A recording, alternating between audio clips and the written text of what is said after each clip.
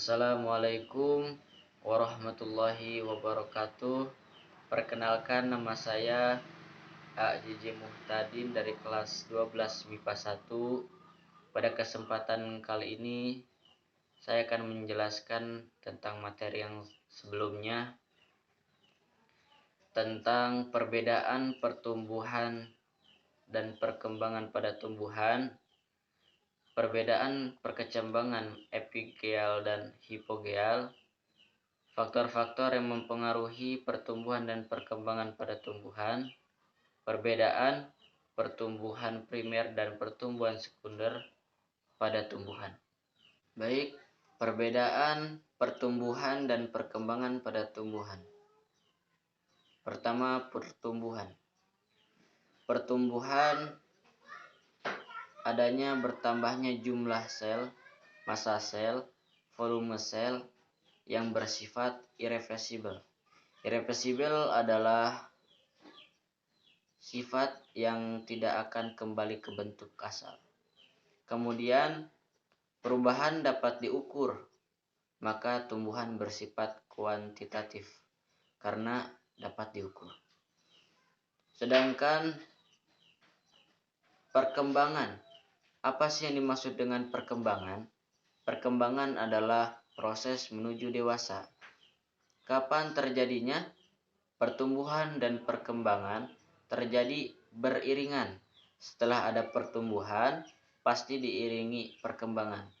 Lalu, pada tumbuhan akan mencapai dewasa jika alat reproduksi generatifnya sudah berfungsi. Contohnya seperti tumbuhan yang sudah berbunga. Perbedaan perkecambangan epigeal dan hipogeal adalah letak kotiledon yang berkecambah. Epigeal ditandai dengan munculnya kotiledon ke permukaan tanah. Adapun hipogeal ditandai dengan kotiledon tetap berada di bawah permukaan tanah. Faktor-faktor yang mempengaruhi pertumbuhan dan perkembangan pada tumbuhan. Yang pertama, faktor eksternal. Faktor eksternal adalah faktor yang berasal dari luar tubuh tumbuhan. Contohnya antara lain zat hara, cahaya, air, suhu oksigen, dan kelembapan.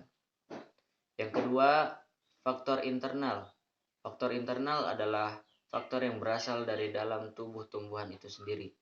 Dalam tumbuhan, gen dapat mengatur keadaan fisik dan non-fisik tumbuhan. Misalnya, warna bunga atau rasa buahnya. Selanjutnya, perbedaan pertumbuhan primer dan pertumbuhan sekunder pada tumbuhan. Pertama, pertumbuhan primer. Pertumbuhan primer terjadi karena adanya aktivitas jaringan apikal.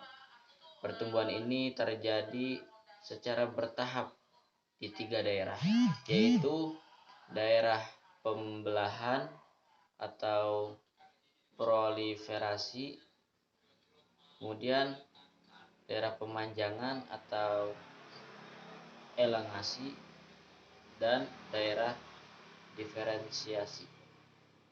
Satu, daerah pembelahan berada di bagian ujung akar dan ujung batang. Yang kedua, daerah pemanjangan terletak di daerah pembelahan. Di daerah ini, sel akan mengalami pemanjangan dan pembesaran. Yang ketiga, daerah diferensiasi, daerah yang sel-selnya mengalami pertumbuhan fungsi menjadi jaringan yang lebih kompleks.